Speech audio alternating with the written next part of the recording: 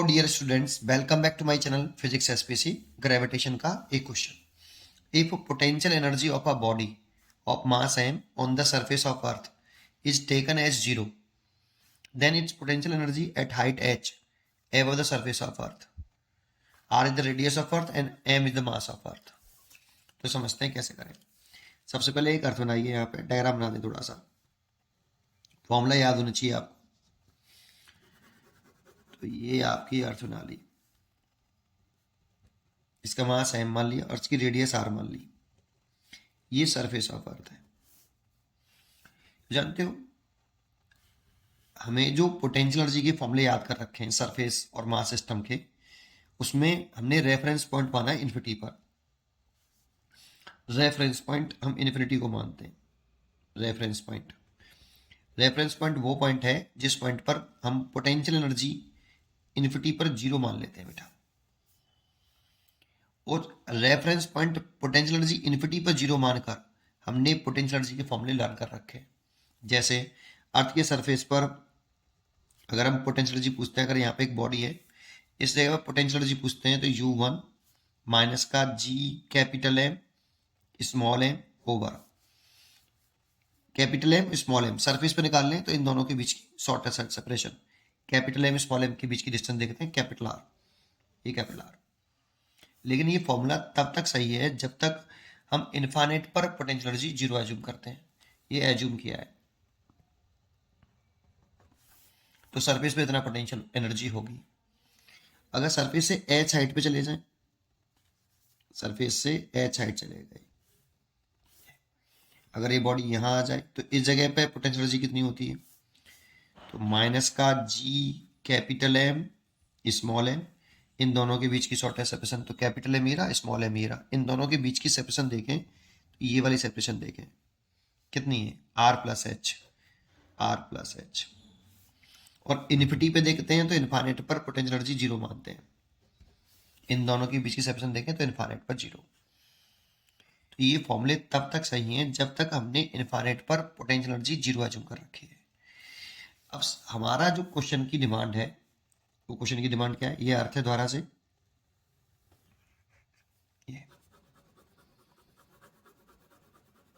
ये अर्थ बना ली,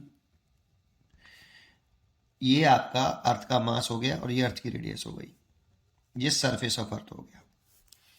क्वेश्चन में कह रहा है कि if potential energy of a body of mass m on the surface of earth is taken as zero, तो सरफेस पर अगर हम बॉडी रख लें, ये सरफेस पर, तो यहां पर पोटेंशियल एनर्जी U1 डैश ये जीरो है। मतलब रेफरेंस पॉइंट चेंज कर लिया हमने। रेफरेंस पॉइंट अब हमने किसको माना, सरफेस को। पहले किस पे माना था, इन्फिनिटी पर। रेफरेंस पॉइंट चेंज करने से पोटेंशियल एनर्जी चेंज हो जाती है, but change in potential energy, दो पॉइंट के बिटवीन जो पोटेंशियल एनर्जी में जो चेंज है वो चेंज नहीं होता। क्यों, समझाता हूं। पहले तो ये क्वेश्चन है कि पोटेंशियल एनर्जी जीरो मान लें, तो सरफेस से हम h हाइट ऊपर चले जाएं, सरफेस से h हाइट पर, यहाँ पे ये बॉडी यहां आ जाए, है ना, then its potential energy at height h above the surface of earth. तो इस जगह पे जो पोटेंशियल एनर्जी है U2 डैश, ये कितनी हो जाएगी, ये पूछ रहा है हमसे। इसकी वैल्यू पूछ रहा है कितनी हो जाएगी h हाइट पर। लेकिन ये जो हमने फॉर्मूले याद कर रखे हैं ये तब वैलिड होते हैं जब रेफरेंस पॉइंट इन्फिनिटी पर माने। अब उसने रेफरेंस पॉइंट ही चेंज कर दिया, अर्थ की सरफेस पर रेफरेंस पॉइंट ले आया और इस h हाइट पर पोटेंशियल एनर्जी पूछ रहा है, तो h हाइट पर पोटेंशियल एनर्जी ये मत समझना कि ये हो जाएगी। देखो पहली चॉइस सबसे पहले यही दे रखी है कि h हाइट पर माइनस के GMM upon R plus H, है ना। ये तब वैलिड होता है जब रेफरेंस पॉइंट इन्फिनिटी पर हो। फिर ये कैसे निकालते हैं, तो दो तीन लाइन पॉइंट बोलूंगा, उन दोनों तीनों पॉइंट लाइन पर कॉन्सेंट्रेट करना, ठीक है। सबसे पहले पॉइंट, एक पॉइंट कि आपको ये पता होना चाहिए कि जो पोटेंशियल एनर्जी है, फिर रीजन भी दूंगा, समझाऊंगा भी, पहले लिख लूं थोड़ा सा ना। पोटेंशियल एनर्जी, है ना, is depends on reference point. Reference point उस पॉइंट को मानते हैं जिस पॉइंट पर एनर्जी हमने जीरो एज्यूम कर रखी हो। है ना। जनरली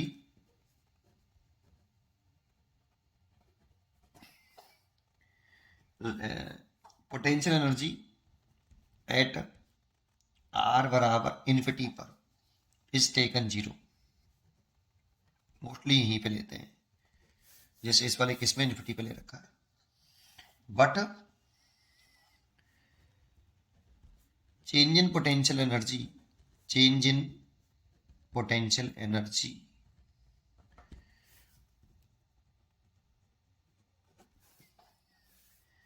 is independent of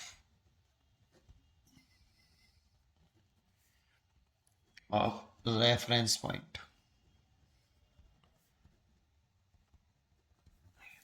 अभी समझाऊंगा, अभी पहले लिख लूं, है ना इतना। Hence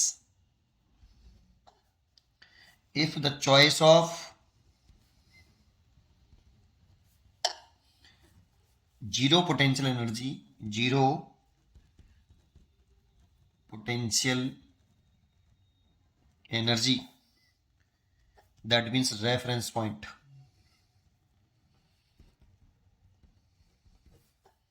is changed, then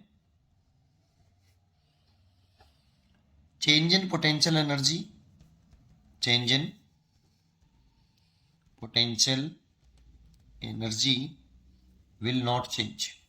क्यों? रेफरेंस पॉइंट पर आपकी इंडिपेंडेंट है ना, रेफरेंस पॉइंट से चेंज इन परसेंटेज इंडिपेंडेंट है। तो रेफरेंस अगर जीरो वाले परसेंटेज वाला पॉइंट चेंज कर देंगे तो change in percentage will not change, but potential energy will change. अब ऐसा क्यों बोला, जरा समझते हैं। देखो एक्चुअल में जो चेंज इन पोटेंशियल एनर्जी होती है वो माइनस के बर्डन बाई ग्रेविटेशनल फोर्स होती है। जैसे अगर मैंने यहां पर, और इसे लिख सकते हैं डब्ल्यू एक्सटर्नल के बराबर, जैसे मैंने यहां पे लिखा final potential energy minus initial potential energy is equal to, तो ये जो डब्ल्यू एक्सटर्नल है वो इन्हीं कहां से कहां तक का बर्डन है, इनिशियल पॉइंट से फाइनल पॉइंट तक मूव करने में एक्सटर्नल एजेंट द्वारा किया गया बर्डन। जैसे ये इनिशियल पॉइंट है और ये फाइनल पॉइंट है, तो इनिशियल पॉइंट से फाइनल पॉइंट तक किसी मास को मूव कराने में एक्सटर्नल एजेंट ने जितना वर्क किया आई से अब तक, वो स्टोर होता है पोटेंशियल एनर्जी में। तो इस जगह की पोटेंशियल एनर्जी यू आई थी, इस जगह पे यू एफ थी, तो ये ऐसे होता है बेटा। अब सोचो अगर आप कोई भी दो पॉइंट हैं आई से एफ जा रहे हो, मान लो यहां पर इसको मैं आई बोल देता हूं इनिशियल पॉइंट, इसको एफ कह देता हूं, तो इन दोनों पॉइंटों के बीच में एक्सटर्नल एजेंट द्वारा जो किया गया बर्डन होगा वो तो कांस्टेंट ही रहेगा ना, और बर्डन कांस्टेंट रहेगा तो चेंज इन पोटेंशियल एनर्जी तो कांस्टेंट रहेगी। वो तो रेफरेंस पॉइंट से कोई मतलब नहीं, कहीं भी मान लो reference point, that means potential energy zero कहीं भी मान लो, कोई फर्क नहीं है। बट अगर आप इसमें से इन दोनों पॉइंटों में से, जैसे इनिशियल पॉइंट है या फाइनल पॉइंट, किसी भी इन दोनों में से एक पॉइंट की पोटेंशियल एनर्जी जीरो एज्यूम कर लोगे तभी तो पोटेंशियल एनर्जी निकाल पाओगे दूसरे पॉइंट की, क्योंकि फिजिक्स में केवल हम चेंज इन पोटेंशियल एनर्जी निकाल सकते हैं एक्सटर्नल बर्डन निकाल के, बर्डन निकालना आता है हमें। तो फिजिक्स में change in potential energy define है, पोटेंशियल एनर्जी डिफाइन नहीं है। अगर हमें किसी पॉइंट की पोटेंशियल एनर्जी निकालनी है तो एक रेफरेंस पॉइंट मानना पड़ेगा बेटा। तो इन दोनों में से किसी एक पॉइंट को रेफरेंस पॉइंट मानोगे, जैसे आई को मान लिया, तो आई को इन्फिनिटी में मान लिया, तो इन्फिनिटी से एफ पॉइंट तक लाने में जो बर्डन करना पड़ेगा वो उस पॉइंट की पोटेंशियल एनर्जी कहलाएगी। एफ पॉइंट की यू आई तो जीरो मान लिया, सरफेस में मान लोगे तो सरफेस से एफ पॉइंट तक मूव कराने में जो बर्डन करना पड़ेगा, तो बर्डन तो बदल जाएगा ना, सरफेस से एफ फाइनल पॉइंट तक और इन्फिनिटी से फाइनल पॉइंट तक।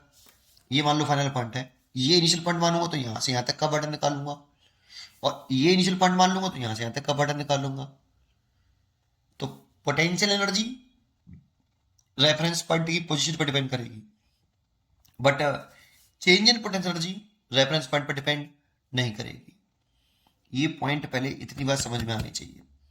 अगर ये समझ में आता है तो ये 2 पॉइंट नोट कर लो बस केवल आप। अब इसका मतलब क्या है सर, तो इसका मतलब समझो, अगर change in percentage reference point पर डिपेंड नहीं करती तो रेफरेंस पॉइंट कभी मान लो तो चेंज इन परसेंटेज तो सेम ही रहेगी ना। तो इसी कंसेप्ट का यूज करते हुए मैं आगे बढ़ा रहा हूँ। एक पेज ले लो, समझिए।